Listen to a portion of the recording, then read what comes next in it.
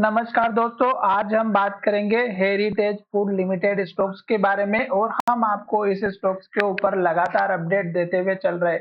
अगर आप यहां पर देखेंगे तो ये स्टॉक्स हमारा एक हाई बनाने के बाद स्टॉक्स में गिरावट आई थी और रेड कैंडल और लो बनाते हुए स्टॉक्स नीचे की तरफ आया था। अब अगर आप यहां पर देखेंगे तो स्टॉक्स ने जो लो बनाया 552 का बनाया, फिर स्टॉक्स ऊपर जाने की कोशिश की पर हमारा स्टॉक्स का 595 रुपए के स्टॉक्स ऊपर नहीं जा पाया और उसके बाद फिर से गिरावट आई और रेड कैंडल बना, लो बना और स्टॉक नीचे की तरफ आया। अब अगर आप यहाँ पर देखेंगे तो 2 दिनों की जो कैंडल है वो इन्वर्टेड हैमर बनी है। दोनों कैंडल का हाई 575 रुपए के 76 रुपए के आसपास का है और स्टॉक इसी लेवल से नीचे आते हुए नजर आ रहा है। लो के पास क्लोजिंग हो रही है, तो आपको थोड़ा-सा सतर्क होकर के चलना है। उसके पीछे रीज़न ये है कि स्टॉक्स का जो लो है वो 552 का है और स्टॉक की जो क्लोजिंग है वो अगर आप देखेंगे तो 555 रुपए के आसपास की हमें यहाँ पर दिखाई दे रही है।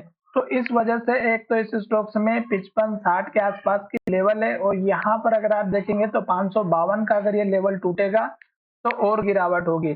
अभी स्टॉक्स में कंफर्मेशन नहीं मिल पा रहा है, ऊपर स्टॉक्स नहीं जा पा रहा। उसके पीछे का रीजन ये है कि जब स्टॉक्स ऊपर की तरफ जा रहा था तो कहीं न कहीं इस कैंडल में स्टॉक्स में बाइंग अपॉर्चुनिटी देखने को मिली होगी। रिटेल इन्वेस्टर यहाँ पर ट्रैप हुए होंगे, फिर यहाँ पर ट्रैप हुए, फिर इस कैंडल में ट्रैप हुए और फिर इस कैंडल में ट्रैप हुए। उसके बाद उनको निकलने का मौका नहीं मिला और स्टॉक्स में ये जो लेवल है यहाँ पर फिर से स्टॉक्स में बाइंग अपॉर्चुनिटी आई होगी। रिटेल इन्वेस्टर यहाँ पर भी फंसे होंगे। तो अब अगर आप देखेंगे तो हर एक कैंडल में जैसे ही स्टॉक्स ऊपर जाता है पुराने लोग अपने स्टॉक्स को सेल आउट करते हैं, जिसकी वजह से स्टॉक्स में सेलिंग प्रेशर आता है। दूसरा रीजन यहाँ पर यह होता है कि यहाँ पर जो लोग बाय करते हैं जैसे कि 550 के लेवल पर बाय करते हैं, स्टॉक जैसे ही ऊपर की तरफ जाता है और स्टॉक्स में हल्की फुल्की 5 से 10% की रैली आती है, वो लोग भी अपना प्रॉफिट बुक करते हैं और सेल करना स्टार्ट कर देते हैं, जिसकी वजह से स्टॉक्स में गिरावट आती है।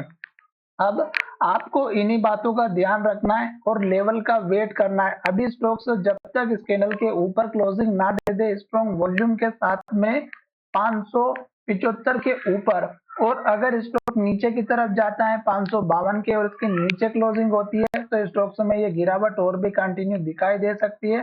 साथ ही 9 डेज का जो मूविंग एवरेज है वो अभी हमें नेगेटिव इंडिकेशन दे रहा है क्योंकि स्टॉक की प्राइस इसके नीचे चल रही है और क्लोजिंग भी इसके नीचे हो रही है। साथ ही 50 डेज का मूविंग एवरेज अगर आप देखेंगे तो हमारा सपोर्ट के लिए खड़ा है, जो कि बहुत ही नीचे है। तो इस बात का थोड़ा सा ध्यान रखिएगा और अभी स्टॉक्स में वेट कीजिएगा। हो सकता है स्टॉक इस लेवल को तोड़े और नीचे की तरफ चला जाए, फिर आपको यहाँ पर इस लेवल का रेजिस्टेंस यानी कि टारगेट मिलता हुआ नजर आएगा।